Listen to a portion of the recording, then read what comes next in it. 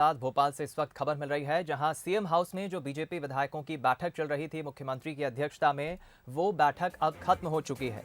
बड़ी खबर भोपाल से। सीएम हाउस में मध्य प्रदेश विधानसभा के शीतकालीन सत्र के एक दिन पहले आज रविवार को सीएम हाउस में तमाम बीजेपी के विधायक और मंत्री पहुंचे थे। मुख्यमंत्री की अध्यक्षता में सदन में जो 5 सीटिंग होना है शीतकालीन सत्र की, इसको लेकर ये काफ़ी अहम बैठक थी। बैठक खत्म हो चुकी है। बैठक में विधानसभा सत्र को लेकर रणनीति बनी। सदन में हर तरह के मुद्दे पर बीजेपी चर्चा के लिए तैयार है। विपक्ष के हर सवालों का जवाब देने के लिए बीजेपी तैयार है। चलिए, इस खबर पर ज्यादा बातचीत करने के लिए, जानकारी के लिए हम रुख करेंगे सूरज शर्मा हमारे सहयोगी का। इस वक्त हमारे साथ लाइव जुड़ गए हैं। सूरज, क्या जानकारी इस पूरी खबर पर? बैठक खत्म हो गई है, बैठक खत्म होने के बाद क्या कहना है विधायकों का?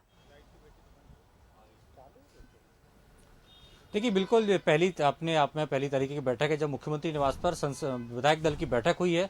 और खासतौर से इस बार पहली बार ऐसा है कि सब परिवार के साथ सभी ज़्यादातर विधायक और मंत्री पहुंचे थे, जहां पर सांस्कृतिक कार्यक्रम हुए, गीत गाए गए, एक दूसरे को कहानियां सुनाई गई, गाने गाए गए, तो बहुत अलग माहौल था। लेकिन जिस तरीके से जो बैठक थी उसका एजेंडा माना जा रहा है यही है कि जिस तरीके से कल से शीतकालीन सत्र शुरू हो रहा है, ओबीसी आरक्षण को लेकर जिस तरीके से कांग्रेस ने सुप्रीम कोर्ट में याचिका लगाई थी, तो कहीं ना कहीं सरकार का यही आरोप है कि कांग्रेस की याचिका के कारण ओबीसी के वर्ग के जो लोग हैं वो अपने अधिकार से वंचित हुए हैं। जो चुनाव लड़ना चाहते थे वो चुनाव मैदान में नहीं जा पा रहे हैं। तो कुल मिलाकर सरकार को किस तरीके से अपना पक्ष रखना है।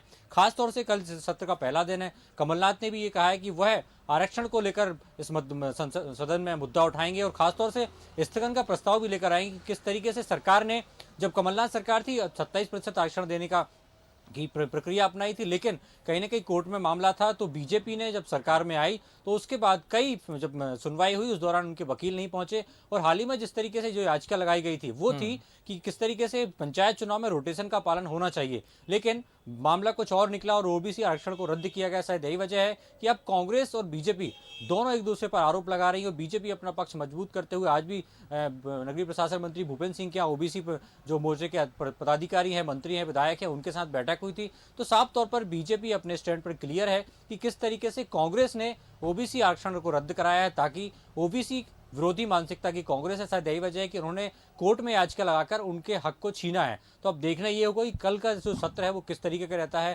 कांग्रेस अपना पक्ष कैसे रखती है और सरकार किस तरीके से सत्ता में होने के चलते इस पक्ष को मजबूत करेगी और कैसे कांग्रेस के आरोपों को पर जवाब देगी। दीपक, चलिए, बहुत शुक्रिया आपका सूरज इस बातचीत के लिए, हमारे साथ जुड़ने के लिए। हमारे सहयोगी सूरज ने बताया कि इस बैठक में तमाम बीजेपी विधायकों ने मुख्यमंत्री की अध्यक्षता में इस बात पर, इस विषय पर चर्चा की, मंथन किया, किस तरह से सदन में जो 5 सीटिंग होना है शीतकालीन सत्र की, उसके लिए क्या रणनीति होगी, कैसे जवाब देना है सवालों का। बीजेपी पूरी तरह से तैयार है।